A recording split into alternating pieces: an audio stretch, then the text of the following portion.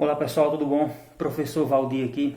Bem, eu acho que tem uma questão importante para a gente discutir, que ganhou a pauta, né, de ontem para hoje, que é a visita do Lula à China. Né? Primeiro a Rússia, que também gerou uma série de polêmicas, mas agora a China. E essa visita à China, ela estava nesse roteiro também. E sempre quando o Brasil visita a China, em especial sob essas circunstâncias, né, do governo atual, a gente sabe que há um alinhamento comercial absolutamente decisivo e fundamental para o Brasil nessa história, porque a China é a principal parceira comercial do Brasil, e isso diz muito no cenário atual em especial. E essa visita do Lula na China agora se ratificou, se confirmou, né? Foi anunciado já alguns acordos comerciais que vão figurar aí na casa de 27 bilhões de reais. É sobre isso que eu queria comentar um pouco, mas puxando, digamos assim, para uma questão que pouca gente discute, né, em relação a esses investimentos, porque isso a priori soa como uma coisa muito positiva e, dada as circunstâncias atuais, de fato isso é uma coisa positiva quando você imagina que a China é a principal parceira comercial de mais de 100 países no mundo, tá certo? Mais da metade dos países do mundo, a China é a primeira parceira comercial. Então você tem rankings ali, né? Primeiro parceiro comercial, segundo, a China é a primeira parceira comercial de mais de 100 países. A China ultrapassou os Estados Unidos agora já no século XXI. Eu vi um infográfico, tipo uma ilustração bem interessante naquele site Poder 360, que mostra a brutal presença da China no mundo hoje em dia, né? Na Ásia, praticamente como um todo, na África não se fala, tá certo? Na América do Sul, em quase que em absoluto também.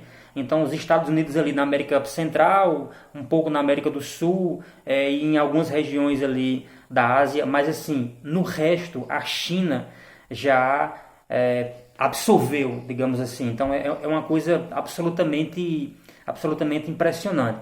No caso do Brasil agora, foi anunciado algo em torno de 27 bilhões. Eu até anotei aqui algumas coisas, por exemplo, 6 bilhões para GWM, que é uma das maiores montadoras chinesas, né? 5 bilhões para uma plataforma chinesa de delivery que quer atuar aqui no Brasil, junto com app, né? Esses apps de entrega, né? 3 bilhões para uma estatal chinesa, né, de energia nuclear, que é a CGN, para construir um hub de energia renovável e eólica e solar em um dos estados da região Nordeste, que é o Piauí. Então é uma coisa absolutamente impressionante esse avanço da China, que tem um projeto nacional, digamos, de desenvolvimento, grosso modo para dizer assim, mas que não deixa de estender os seus tentáculos para os outros países. Porque isso é uma coisa bem do capitalismo à la China, digamos assim, embora essa expressão não seja tão formal, mas para se aproximar assim um pouco, para ver como a China atua, né, no mundo, com uma presença do Estado no seu território, né, doméstico, absolutamente assim decisiva, e estendendo seus tentáculos para outros países também, né? Isso é uma coisa muito interessante aqui no Brasil e para o resto do mundo, porque a China salta, por exemplo, de uma posição de comércio com o Brasil há alguns anos e evolui de uma forma absolutamente assim incrível, né? E isso, por um lado, como eu já falei no início, pode parecer uma coisa muito positiva, e repito mais uma vez, e creio que seja isso, dadas as devidas circunstâncias, é o que nós temos para hoje, são as cartas que estão, digamos assim, à mesa. Só que a gente sempre fica preocupando, perguntando, e eu acho que esse seria o ponto decisivo aqui desse vídeo, seria perguntar até que o quão saudável é esse grau de dependência, porque ao frigir dos ovos é um pouco disso mesmo, né? Quando é que o Estado brasileiro vai fazer, por exemplo, o que a China um dia fez?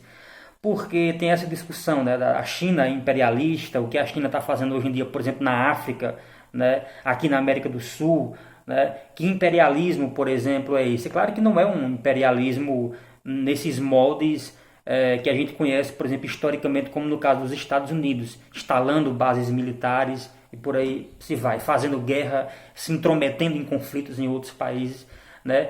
A China, eu acho o grande mérito, e o Brasil deveria aprender com isso, mas eu acho que essa relação vai demorar ainda e ela vai continuar sendo, o Brasil vai continuar sendo cada vez mais dependente da China, porque não tem escapatória para isso, é fortalecer, é criar um projeto nacional. Eu sei que essa expressão ela parece ser muito vaga, né? Quando você tem, por exemplo, nesses acordos agora, né, de uma empresa estatal, como eu falei, chinesa, perceba, o Brasil tem uma presença significativa nos investimentos domésticos, o Estado brasileiro, né? E aí você tem uma empresa estatal chinesa que já tem uma atuação lá megalomaníaca e vem investir aqui mais 3 bilhões, segundo a Apex, né? 3 bilhões, né? Para a construção de um hub de energia renovável, eólica e solar, sendo que a gente tem um território imenso, sendo que a gente tem vento e ninguém compra vento, sendo que a gente tem sol e ninguém compra sol, né? Então, quando você percebe, o que a China faz na realidade é, de certo modo, se aproveitar da fragilidade desses países que não aprenderam a caminhar com as suas próprias pernas, que não têm visão de Estado como a China teve há décadas atrás, né? Então, eu faço aqui esse registro um pouco nesse sentido, para fazer esse contraditório, dizendo que é isso que tem para hoje, né? Agora, até que ponto a gente vai dando essa justificativa de é isso que tem para hoje, as cartas são essas que estão na mesa, e quando é que a gente vai efetivamente criar condições sólidas, robustas, para ofertar respostas, né, que sejam necessárias e que a gente possa dar essas próprias respostas, tá certo? É claro que essa visão hoje em dia do multilateralismo, e o Lula agora lá ele falou bastante sobre isso, tem uma questão geopolítica por trás, política, é uma resposta indireta ao Trump, embora ele não tenha sido tão claro assim, tão direto assim, mas, né, é um movimento que vai nesse sentido também, de críticas políticas adotadas pelo Donald Trump. Mas eu acho que, para além disso, tem uma coisa que a gente não deve apenas festejar também, que a gente deve aprender, né? E a própria China em si é um exemplo, né? É um exemplo. E o próprio Estado brasileiro também, em momentos anteriores, conseguiu dar respostas fundamentais para problemas concretos, né? E essa dependência cada vez maior em cada vez mais setores da economia, sendo que a gente poderia construir essa expertise aqui, sendo que a gente tem recurso natural, por exemplo, para isso. O Lula falou uma coisa nessa passagem lá agora, eu acho que eu anotei aqui, deixa eu ver se eu encontro aqui, eu acho que eu vi isso em algum site, li isso em algum lugar, em que ele disse que a gente tem que exportar agronegócio e utilizar o dinheiro que entra no Brasil para investir em educação. Essa justificativa, ela é uma justificativa bastante antiga. Se dizia, por exemplo, isso também com o pré-sal. A gente tem, por exemplo, que explorar o pré-sal para ganhar os Reuters, né? Reuters do pré-sal.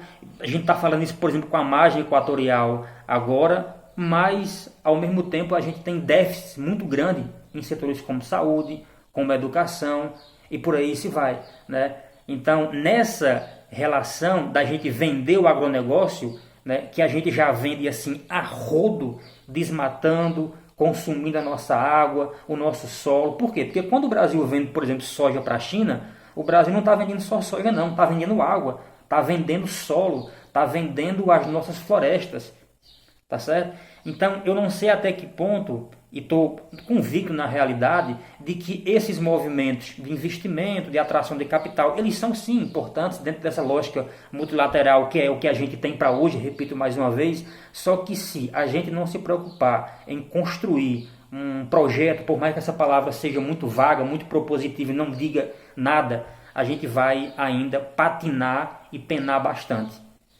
É isso aí, valeu e até uma próxima.